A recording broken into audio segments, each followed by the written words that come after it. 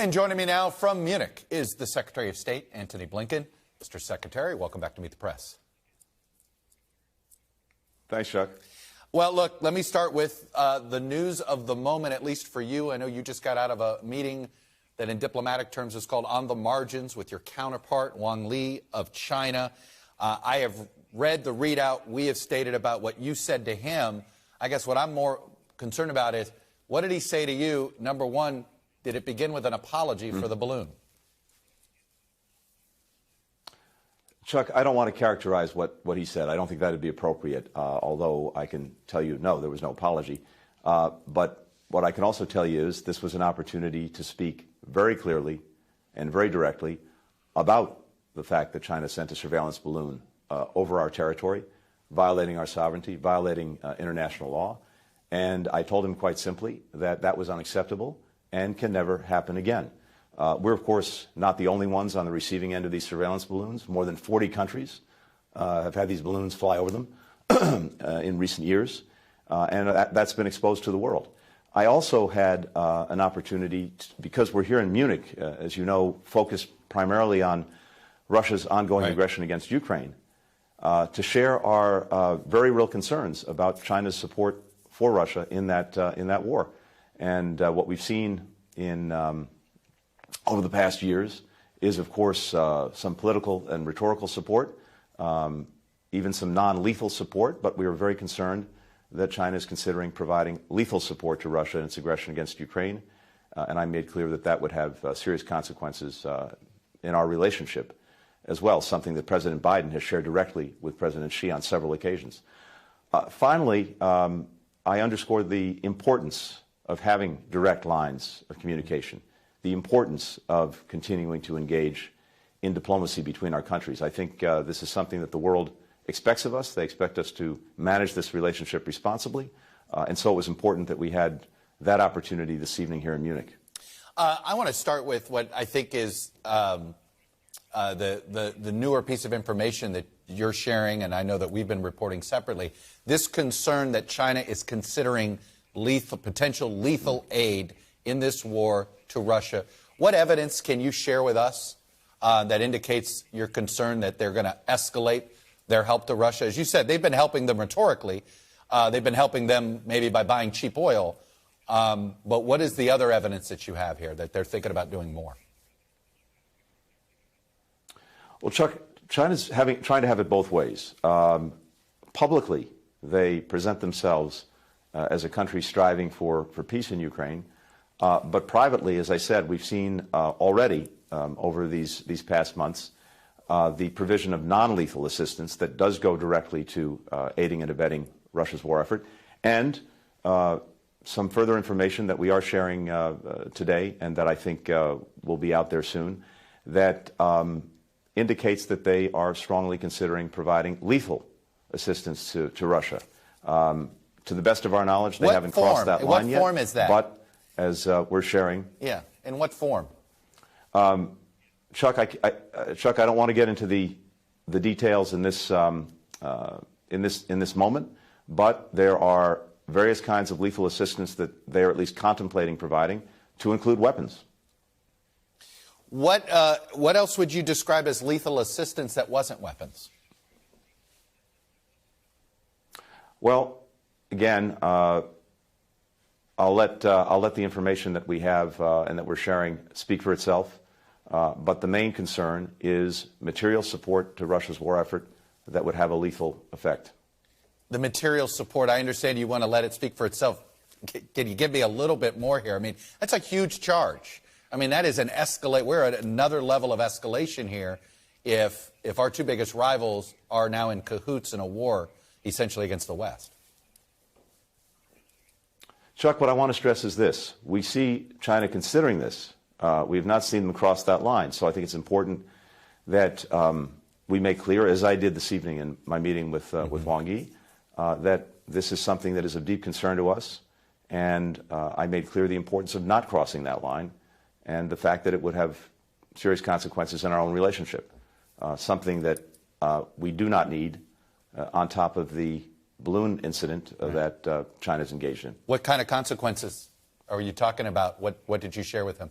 Look, I'm not going to get into that, but I can again tell you that this is something that President Biden has raised directly with President Xi.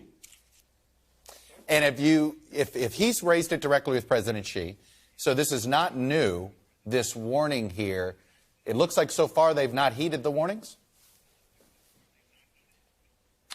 No, again, this is something that President Biden has shared with President Xi almost going back to day one of the Russian aggression against Ukraine. They spoke, I think, 2 or 3 weeks into the Russian aggression back last March. And at that time, in that very first conversation after the Russian aggression, President Biden said to him, it's going to be very important going forward that you not provide any direct military support to Russia for this war in Ukraine, as well as engaging in any systematic efforts to evade the sanctions that we've imposed on individuals and companies who are aiding the war effort in Ukraine by Russia. So this is something that we've been concerned about from day one, because you remember, Chuck, that just before the Russian aggression, President Xi and President Putin got together and talked about a partnership with no limits. In that context, one of the concerns we had was no limits might include providing lethal support to Russia in the war. So this is something we've been watching from day one, and the reason that we're sharing further information now is we are concerned that this is something that China was not doing for many, many months, but may be considering doing now. And have we shared all this evidence with our allies? We are in the process of doing that. Let me move a little bit more to the balloon incident itself. The Director of National Intelligence, Avril Haines, had this to say about the balloon earlier this week when asked, how should we think about this? Anything you can say about it?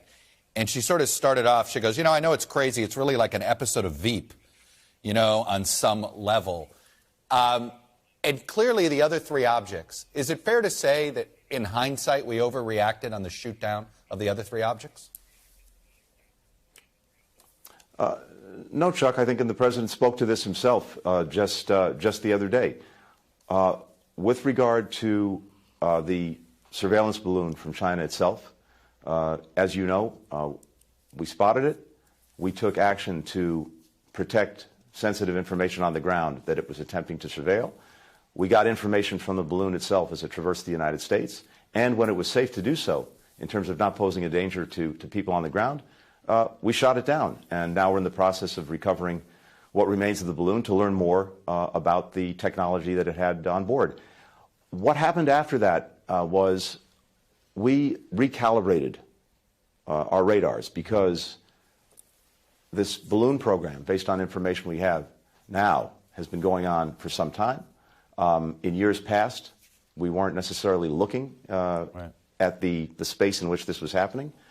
We recalibrated the radars, and as a result, we saw more things that we weren't seeing in the past. And among those things were these three objects that were shot down that, unlike the Chinese surveillance balloon, were flying lower and posed a threat to commercial aviation. And so one of the reasons, main reason, that the President ordered that action be taken was to make sure that there was no threat to commercial aviation.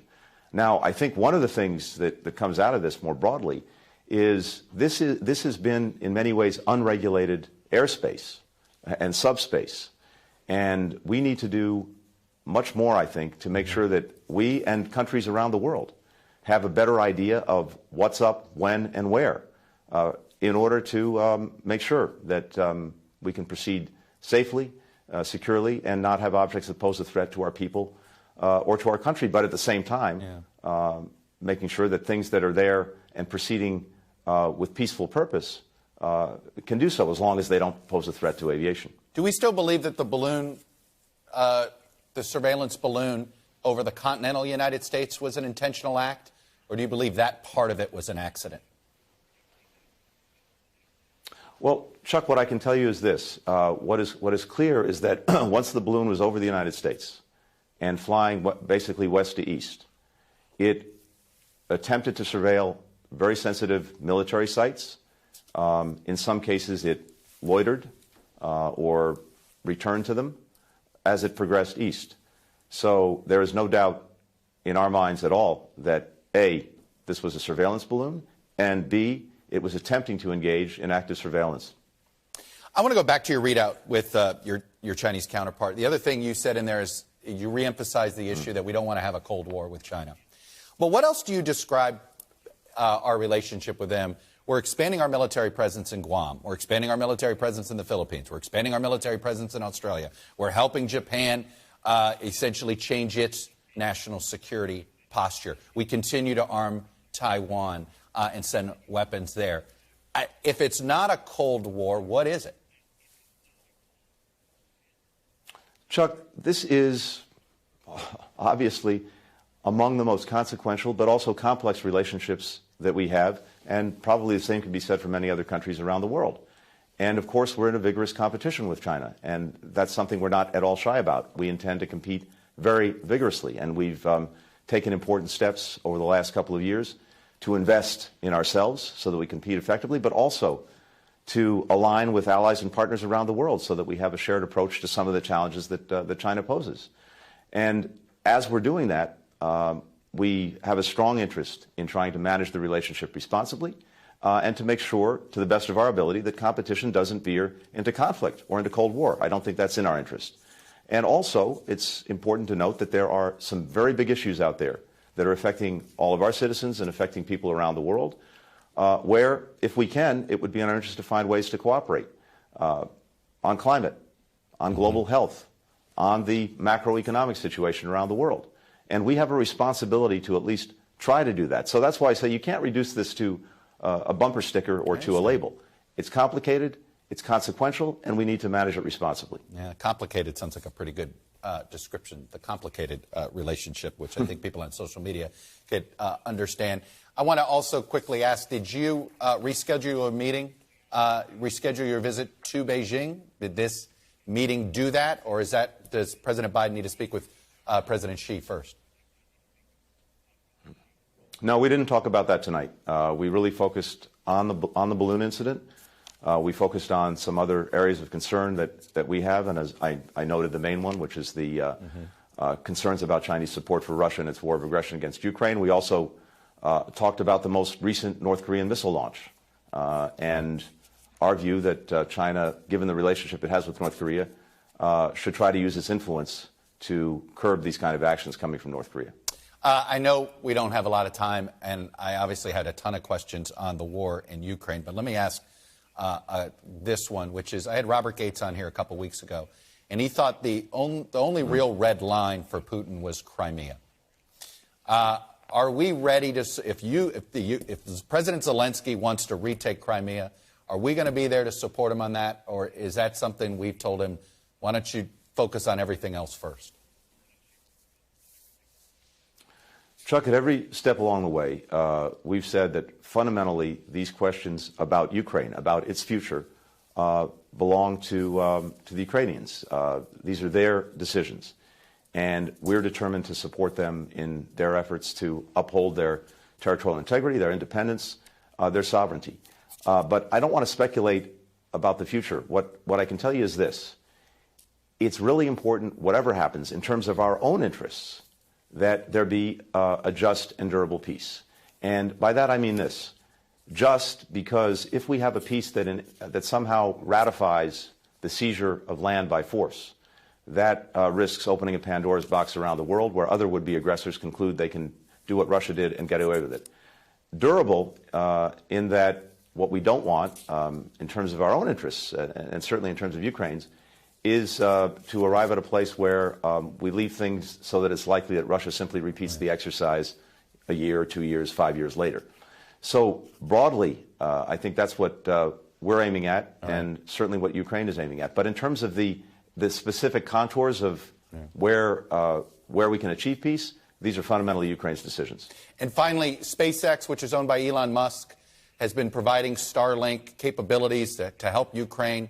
But apparently they've restricted some access where Ukraine can't use it for some military purposes. Given that SpaceX is a U.S. military contractor in some things, have we asked Elon Musk to change his policy there and essentially be on the side of Ukraine, not to, quote, unquote, be neutral here? Well, I can't share any conversations we've had other than to say we've had conversations. Well, I think that answer tells us something to read between the lines on that. Anyway, Secretary Antony Blinken, really appreciate you coming on and sharing the administration's perspective. Good luck, and I hope you get some rest. Thanks a lot, Chuck. All right. Great to be with you. Thank you. Thanks for watching our YouTube channel. Follow today's top stories and breaking news by downloading the NBC News app.